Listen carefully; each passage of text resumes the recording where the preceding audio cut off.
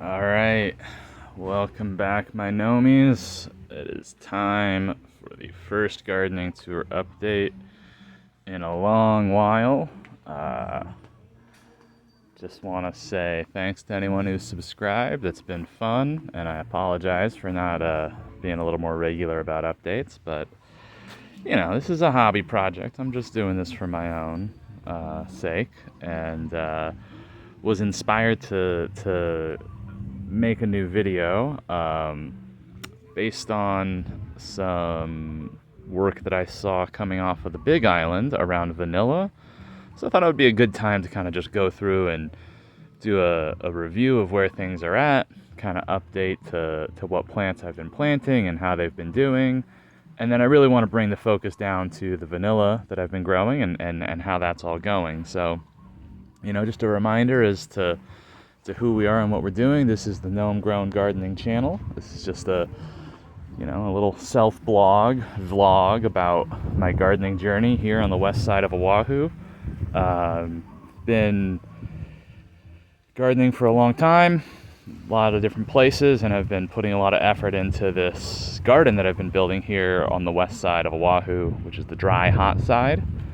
We get about 10 to 20 inches of rainfall a year, and so let's get started. I'm not sure if I had the concrete block wall up in my last video, but we have a concrete block wall now at this point. And you might recognize this corner of the property as the first garden beds that we put in. As you can see, things have changed quite a bit. And we've got probably about 60 fruit trees planted around the yard at this point, and they're all doing excellently.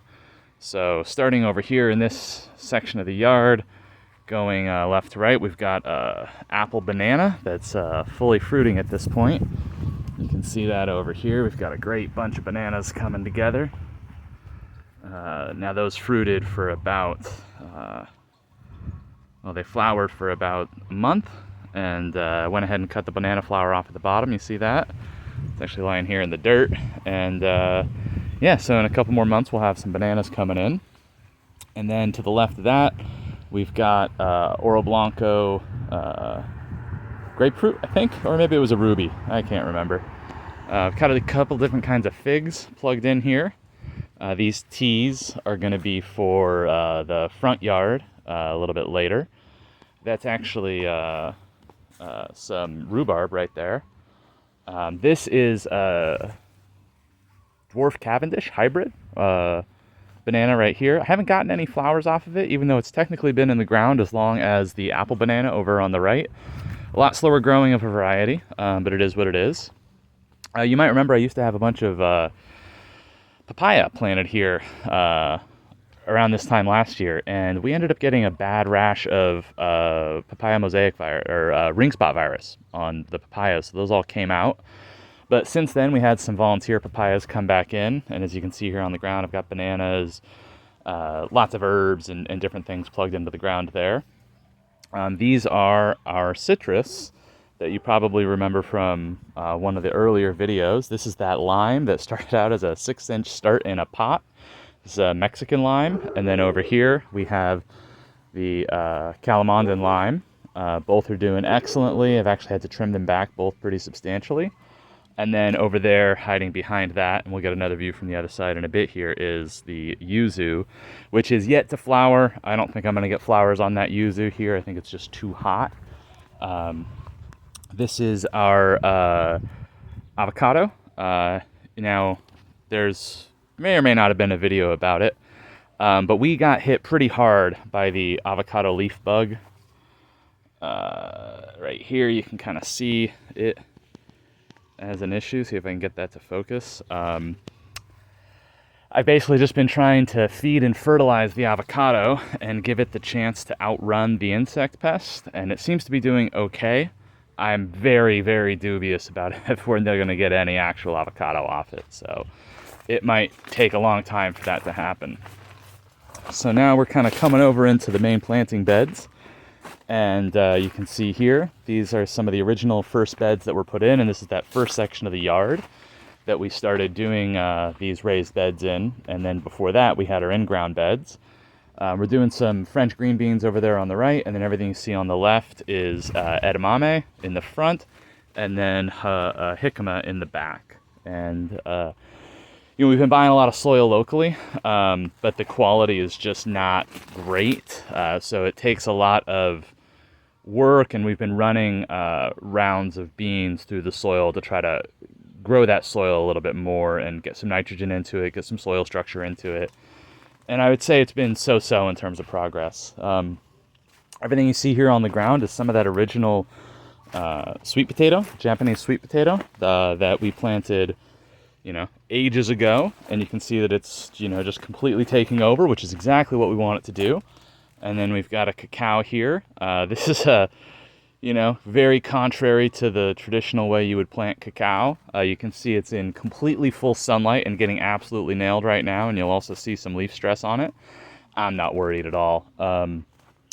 Beginning to question a lot of the dogma I'm seeing around different quantities of sunlight and planting strategies for a lot of these tropical plants, and I've got some good evidence to support that, it just isn't always so. So coming this way, we're heading into, here's another look at that Mexican lime. Just absolutely crushing it. Just a great looking plant, really growing quick and putting out a ton of limes at this point. I expect that thing to be doubling again in size by next year. So here, this is lilikoi coming up on this plumeria, and you can see that it's really taken over. I'm probably gonna take it out actually in the next year or two. I think it's just too much weight on the, let me step back a little bit so we get a view. I think it's just too much weight on that plumeria, and we're not getting as many plumeria flowers off of it, and we really like the plumeria flowers. It's a beautiful tree. So I'll be pulling that after it flowers and finishes this season. Here I've got some plants in pots. I don't know what the one on the right is. That was just a volunteer gift from someone else, but the one on the left is a Hawaiian native, and that's going to be going out in the front yard once we get that all finished up. Kind of stepping into the bed. This is where we've been growing a lot of our perennials. So we've got asparagus in here, and then a couple plants of rhubarb, and then all of our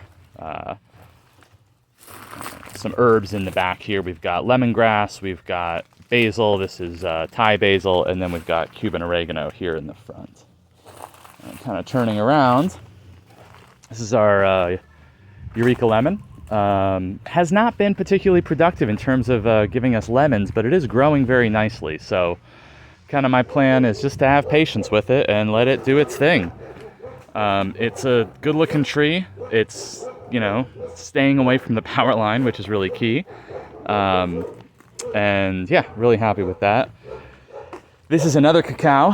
This is a 2-year-old cacao at this point, and you can see that it is just absolutely massive for 2 years of growth. And this is what's really causing me to question a lot of the wisdom I see around, planting in shade and how much sunlight to give some of these plants, because I'm out here on the west side of Oahu. It's a lot drier, a lot hotter, and I do irrigate, but my water bills are not that bad, and I'm giving my plants a lot more sun and a lot more heat than almost, all the growers on Big Island probably are, and we're seeing great results. So I think it goes back to that theme that I started on the first episode of this channel, which was that all gardening and all farming is truly local at a certain level. And while you can have strategies and answers for, in general, how to farm and how to garden, ultimately it comes down to the place and the space and understanding it and working with what you've got and learning about your own environment and what's going to work for you in that particular place. So a great example of that, moving right along, and this is kind of where the motivation for the video came from, is vanilla. So you might recognize this tree and you might recognize this plant, but this was the first plant I got when I began to develop this yard as a garden. And This is Vanilla Tichiensis, supposedly. You know, I bought it from a grower on the North Shore out in Haleiwa, and put it in the ground right here at the base of this plumeria tree, and I've gotten vanilla off of it already, but you can see that it is absolutely roping up and just crushing it on this tree. We've got a massive amount of vine material. What's interesting is I've been able to connect with several of the other vanilla growers now, both in my community and across the islands. I've been to a couple conferences at this point on vanilla growing, and almost everyone is growing at higher elevation and higher humidity and higher rainfall sites than I am. However, I am getting these absolutely honking leaves with incredibly robust and thick vines. I am using kind of a strategy for growing that is pretty common, which is kind of the up and loop method. There's a couple channels that'll outline that for you, but you can see what I'm doing here with this one I'm growing across. You know, this is a vine that got all the way to the top of the plumeria, and then I'm gonna train it out over here in this way towards this branch. But all I'm really doing is trying to get a vine long enough that it can reach it all the way back down to the ground. And my theory on vanilla is that it's all about getting as many straws stuck into the soil as possible. So I've been growing my vanilla in companion with this bromeliad here. It's commonly called old man beard. That might be a Tillandsia, I can't remember. But I use the bromeliad to act as both a shade and a moisture hold for the tendril vines that are coming down here, the tendrils that are growing out of each node. And you can see here, I've got just a massive amount of tendril growth getting all the way down to the soil. And that's my strategy. Is my goal here to grow vanilla is that I want as many tendrils stuck into the soil as possible. I'm not just growing the vines, I'm growing the tendrils. And by getting those tendrils all the way down into the soil, every time I make a connection, that's more moisture, more nutrients getting up the vine and into the plant where it really wants to grow. And I would say I'm seeing incredible success with that approach. And so the vanilla project has really substantially expanded. And as you can see here, we've got, 7 of these raised beds built at this point. But the vanilla project, I would say I've taken it to a whole nother level. So coming around here, you can see I've got many, many different vanilla vines going at this point. We're going to talk about this here in a minute, but this is cuttings from my original vanilla plant, and I've decided to take a more serious, more scientific approach to growing this plant than I have other plants. I'm pretty serious about vanilla at this point. So these are cuttings that were taken from that original Haleiwa stock, and I've got each one tagged and ID'd. And I am working to try to get these planting beds here, and we'll take a look over at this one for the overall design. But each one of these fence panels is a planting bed, and the goal here is to, within a year or two, have each one of these fence panels, and you can see I've got some others in progress down there, to have each one of these fence panels fully loaded with vanilla vines, and taking a very different, I think, planting strategy than other growers are. Most growers that I've seen are doing some kind of a companion planting where they're using a tree as a support system, and then they're growing the vines up the tree.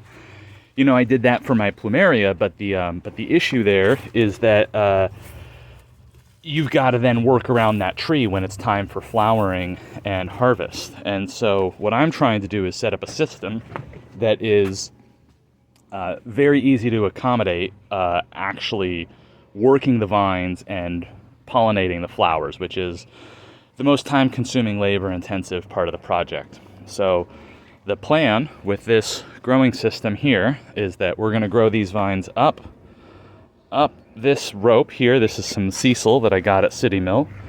And what's great about the sisal, and you can see it here, is that the vines will push their tendrils into the sisal itself. And once they do that, then they are sending the tendril down the sisal. And the sisal, you can see here I've got a little bit more of that bromeliad. That sisal acts as a temporary water reservoir for the vines. And so my goal here, again, remember my strategy, I think of myself as growing tendrils, right? So, as you might know, you may not know, vanilla vines are very, very, very apically dominant. And what that means is they want to grow up, right? They do not like to grow down. They do not like to grow sideways. That's an indication that these plants are very sensitive to auxin as a hormone, which is a plant growth regulator that helps plants understand which direction up is. So, because of that, you don't get flowers on the upgrowth of a vanilla vine. So the plan here is that we're going to grow these vines up to here, and then we're going to run them down diagonally, like this. So we want a short journey up the trellis and a long journey down the trellis to get as much vining material facing down as we can for each of these trellises. And at this point now, I've collected 4 different, I'm going to call them cultivars of vanilla, because I don't really have any evidence to say that they are different species or different varieties. I'm not quite sure what I've got, but I've got 4 independent collection events that I've been able to get, where I have different varieties of vanilla that I'm using. And this one here is the cultivar I'm calling Haleiwa, and this is the initial vanilla that I got. The seller that I bought it from called it Tahitiensis. I don't know if I believe that. I don't have any evidence to say that it is or isn't. It's just what the seller told me. This variety here is from a collection event that I did down in Pahoa, which is on the southeast side of Big Island, where a neighbor of mine actually moved a couple of years ago. And they bought a property that had feral vanilla growing all over it. And so I was able to take a trip down there and work with them to get some cuttings. And so that's where this Pahoa variety or cultivar came from. As well, I have another sample that I got from a different grower on the Big Island, and I believe... Oh, sorry, we're actually looking over at this one here with the yellow tags. I believe that this stock actually originally came from Oahu and then was brought to Hawaii in the 90s or early 2000s. And this is the Hawaii Vanilla Plantation's stock. So I got this from the team over there at that farm. I got 2 vines that I've now got 4 stems growing on, and it's behaving very differently than my other vanilla. So, and that's something I would note right now, is that each one of these cultivars of vanilla that I'm growing seems to behave very differently. So, you know, whether or not that's adapted variation or if that's actual, genetic variation in the stock, I have no idea. I'm doing some work right now to hopefully figure some of that out. But yeah, so there's 3 of the varieties that I've made collections of and that I have in the system at this point. And then over here, this is the 4th variety that I'm working on. And this is from a collection event I was able to do at an undisclosed location somewhere on the island of Oahu, where I had heard a rumor about a historical plantation that had some abandoned vanilla vines on it, with the dates of the plantation going back to the 1800s. So This stock here was from a wild or feral vanilla plant that was found at about 2,000 feet elevation, growing just in the jungle, near some old evidence of a former plantation. And so, was really interested in finding out about that, did my internet research, did my GIS research, was able to kind of do a bit of an analysis to figure out approximately where I would expect to find it. And then it took about 3 journeys into the jungle to isolate it down to a smaller area where we were then able to find the host, the planting. And so what you're seeing here is actually an experiment that I'm running. I've got a couple different treatments that we're doing, and I really want to address that question of apical dominance. And I've done a little bit of noodling and experimenting on my own in terms of what really matters for propagating vanilla effectively, and this is where I'm going to disagree with some of the other channels that are growing vanilla. I'm going to link those, but I'm not going to call them out too directly. But they made a couple claims around vanilla that I just don't see supported by the data that I'm able to generate. And the first claim that I want to push back against is that vanilla is an epiphyte. And this is not supported either by the literature or by the data. I'll put some citations in this video around where you can, see the botanical story of vanilla, and it's usually either referred to as a hemi-epiphyte or a terrestrial orchid. And in this experiment, what I'm doing is I've got 2 different, this is a random block design. So the goal of this experiment is, one is I wanted to know what the impact of apical dominance was in cultivar, or in developing a new cutting. And then secondarily, I wanted to know about the impact of how many nodes per cutting is most effective for growing vanilla. And so we have 2 big blocks, and I've separated them onto the tables here. So this is what we're calling the Australian style, or Australis method of planting vanilla. And then over here, this is what we're calling the northern style of planting vanilla. And so in north style, what we do is we take a single vanilla vine and we trim off the bottom leaf, and we plant that vanilla vine with the meristems pointing upward. Okay, so that's the north style treatment in this experiment. In the Australis style treatment, we basically do the same thing. We trim off the leaves that will be going into the soil, but what we do is we orient the plant so that the leaves, so that the nodes are pointing down the stem. And so that's what you see here. And so the 2 major blocks in this experiment are effectively stem up and stem down. And then our sub-blocks in this experiment are the number of nodes per cutting. And this is something that I've seen an incredible amount of disagreement on across the vanilla growing community. And that is, how many nodes per cutting should you take? And so to explore this, we did a 2-node right here. This is 2-node, this is 4-node, and this is 6 nodes per cutting. Likewise, with the northern block, we've got 2 and 4 and 6. And so we've got 5 per each block. So I think we'll get a pretty good average out of this.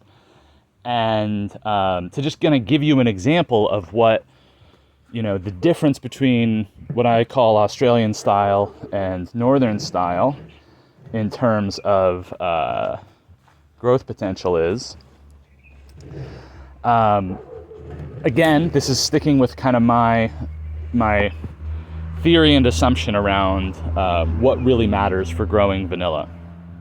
And I want to address another point about the tendrilless roots dying off after planting. So this is a 2N2. So this is the 2N. So it's a 2-node cutting, and it was planted apical meristem up. And so you can see here how the plant has grown since then. So if we look right here, this was the above ground node.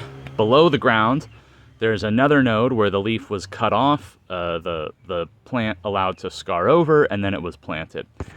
And so you can see we've got good turgor in the leaf, which means that the root that was put underground was able to start pulling in water, and the plant is healthy and vigorous. And then at the second node of the planting, we had an apical meristem decide that it's time to put out a new shoot, and it did so here. And now we've got 1, 2, and then this looks like a third node forming here. In the Australis style, here, and this is a 4A3. That's the plant, and it's sub-blocks. And so in the Australis style, you can see here we've got the plant effectively planted upside down into the soil. That's kind of the joke here, Australis style. Everything's upside down. So what happens here is that we're kind of resisting the natural tendency of the plant, and I kind of think of it as just trying to piss the plant off a little. And what it does is it wants to grow up. That is something that is just consistent across vanilla. It wants to grow up. And by inverting that, what we're doing is we're asking it to make its new growth at the lowest node. And what I think that is going to do, and my theory here, the theory that I want to test here is that my belief is that this will generate a new root at this tendril point, which will give it more root material in the ground. And so although the Australis style may take longer to establish, when new cuttings are growing, they're very slow to put out roots, and those tendrils take a very long time to get to the ground. By using this planting technique, I think we can get more roots into the ground faster, and we'll have a healthier, more vigorous growing plant in the long run.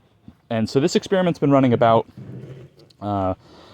maybe 7-8 weeks. And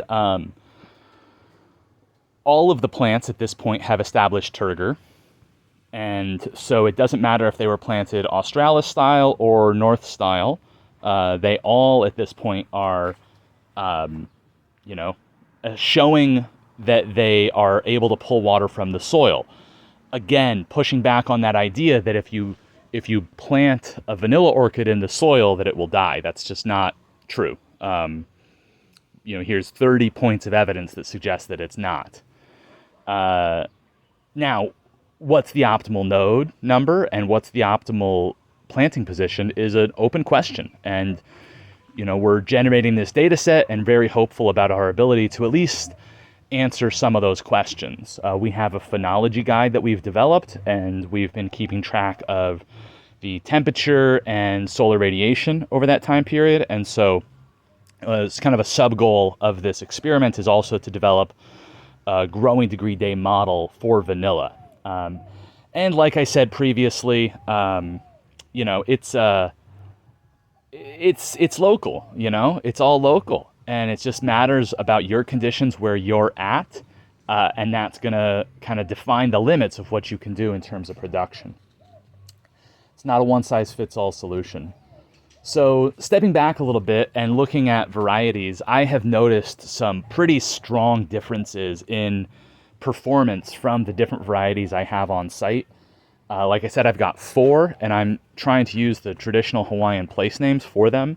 And so I refer to them as Haleiwa, Pahoa, this is La'u Pahoihoi over here, and then this is Waianae right here. And so currently my best performer, hands down, without a question, is the Haleiwa. This is supposedly Tahitian vanilla taken from the North Shore.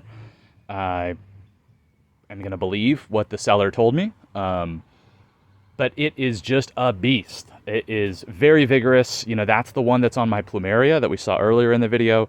Just absolutely taking names and knocking heads. Love it. The Pahoa stock that I've got is also doing excellently.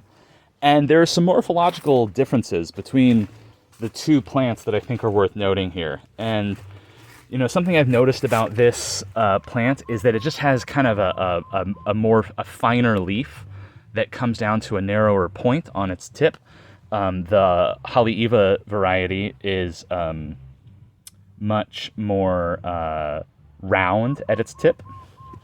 And you can see here, this is kind of a good example of that, where it's like very fine and kind of curling back. Whereas if we step over to the Pahoa, the Haleiwa, you can see that it's, it just, the leaves look very different, right? This is almost like a banana leaf, you know, very broad, not very fine at the tip. So it's anecdotal, but it is data. And then there's the Laupohoihoi, which is, call it even the more extreme version of that fineness on the tip. And this is just, you know, to just kind of drive the point home. I mean, this is almost recurved. It's so fine. And in fact, this one I would say is recurved. And the Laupohoihoi has been a much slower performer. And this is kind of one of those broad questions that I'd like to have answered at some point is, this specimen here came from about 1,400 feet on the wet side of Big Island. These specimens here came from about 2,000 feet on the dry side of Oahu. This specimen here came from practically 0 feet down, you know, out near the black sand beaches on Big Island outside of Pahoa. So I'm seeing a huge range of response in growth. And, you know, the Laupohoihoi is extremely slow. The Pahoa is doing excellently. The Waianae is doing excellently. And the Haleiwa is doing excellently. And so whether this is due to epigenetics and adaptation, or if this is actual genetic differences in the varieties, yet to be determined, or even a case to be made in any direction.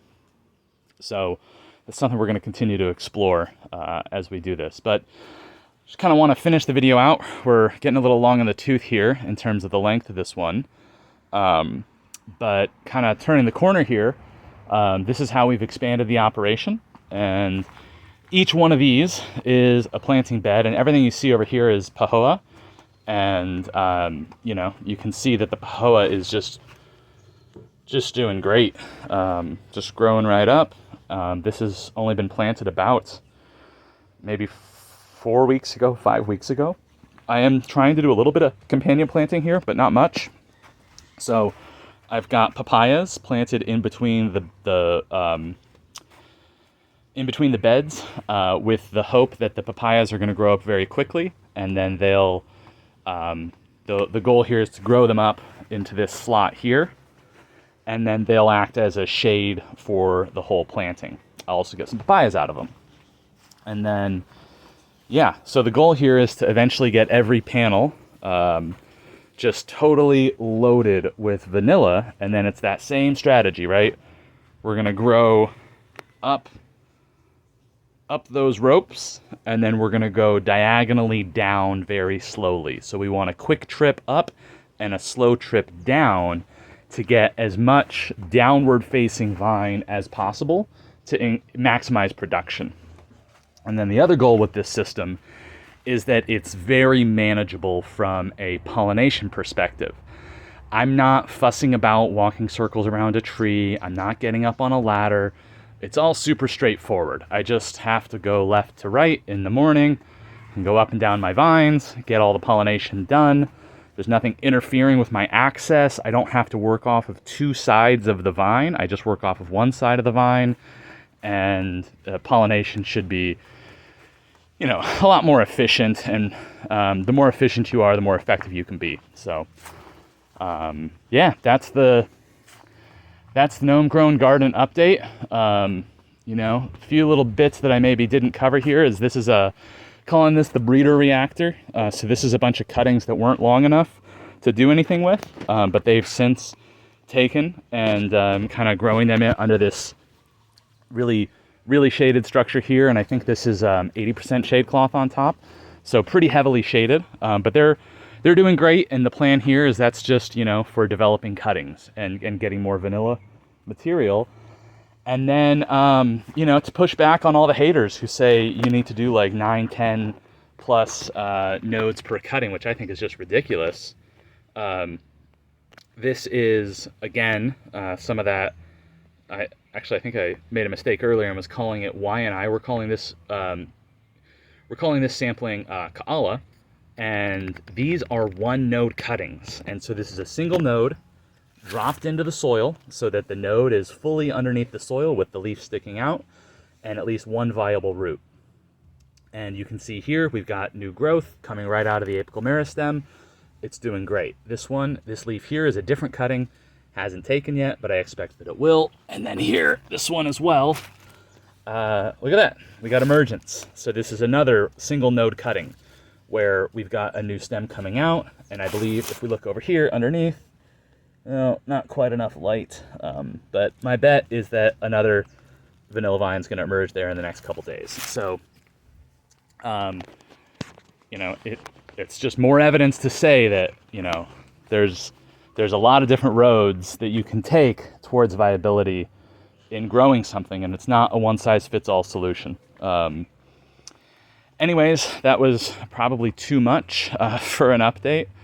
I didn't really go over all the plants, but I've gone over most of them before. Really wanted to talk about vanilla mostly this update, and keep it real, keep it growing. Mahalo, aloha to all the viewers out there. And if you're growing vanilla or interested in growing vanilla, you know, hit me up in the comments, and you know, we can talk. I'm not sure that I'm going to be putting all of these cuttings into the ground. I might be interested in selling a few, but overall, I'm really just interested in the work, interested in building and growing the vanilla growing community here on the islands, and I'm interested in working with anyone who is interested in working with me. So, you know, let's talk. Anyways, stay gnome grown, and we'll talk soon, gnomies.